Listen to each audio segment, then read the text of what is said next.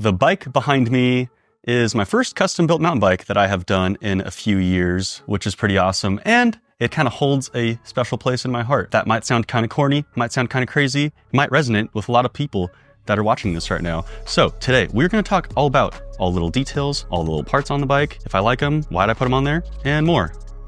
Tune in.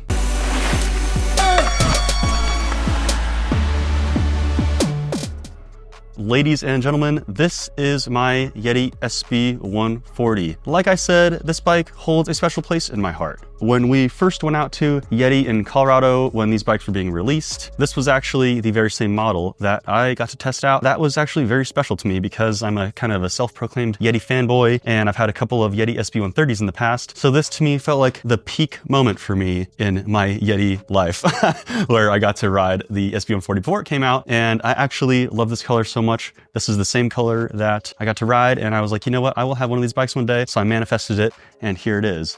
Do you ever meditate? Me? Meditate? Are you crazy? So before we get into all of the details, we just want to do a quick thank you to Element, because these guys have been a channel sponsor for a little while now, and we are super stoked on that because it is an electrolyte supplement that we actually like to use on our rides. It has stuff like magnesium, potassium, and sodium that refuels you when you sweat and deplete all of these essential minerals and elements. So, maybe that's why it's called Element. If you go to the link in the description, drinkelement.com/worldwide cyclery, place an order with that special link, you'll get a sample pack with all of the tasty flavors like watermelon salt, citrus salt, mango chili. They are, So go to the link. Like I said, drinkelement.com/worldwide cyclery and check it out. So let's get into the bike. First, we'll start with the drivetrain. So I've got a mix of SRAM X01 components. We have got SRAM X01 shifter, SRAM X01 derailleur, and a SRAM X01 cassette paired with an XX1 chain in the black color that I've been waxing. You what? That is mated to the RaceFace ERA cranks in 170 millimeter length. We've also got the RaceFace ERA Carbon chainring. It's got an aluminum carrier, carbon spider, and stainless teeth. So it's relatively lightweight, and it actually is supposed to last a lot longer than a standard aluminum chainring, but at aluminum weight. So that's pretty cool. I like that. And I've got my trusty Mallet E Crank Brothers pedals here.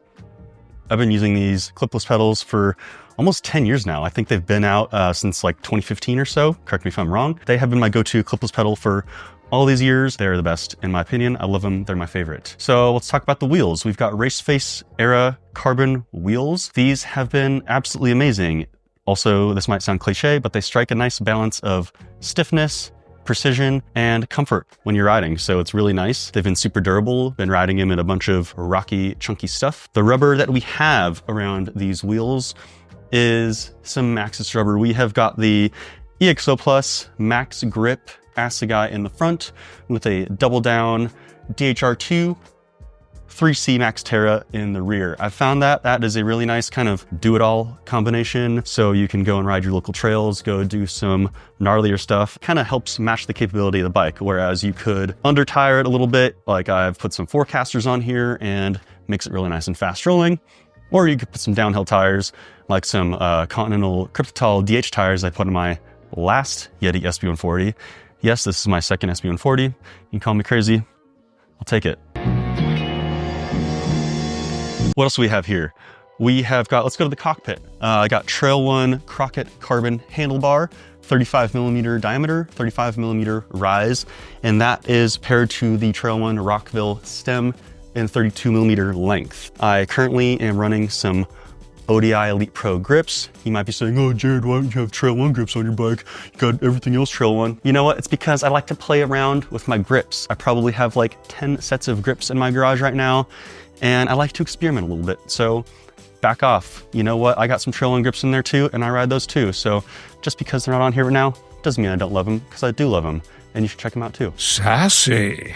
Got a Wolf Tooth remote here, the classic remote, paired to the Fox transfer in 180 millimeter length. Upon that dropper post is the Ergon SM Pro saddle. That is my favorite saddle. I've been running it for years now, I guess, because I really like the saddle. It's comfortable, and I think it looks kind of cool. Suspension-wise, we have got the 2025 Fox 36 with the GripX damper, 160 millimeters of travel. I really am a big fan of this fork. We actually just did a long-term review on this fork, so you should check that video out as well. That fork pairs very nicely with my Float X shock. I can kind of firm them both up, cover a bunch of miles if I need to.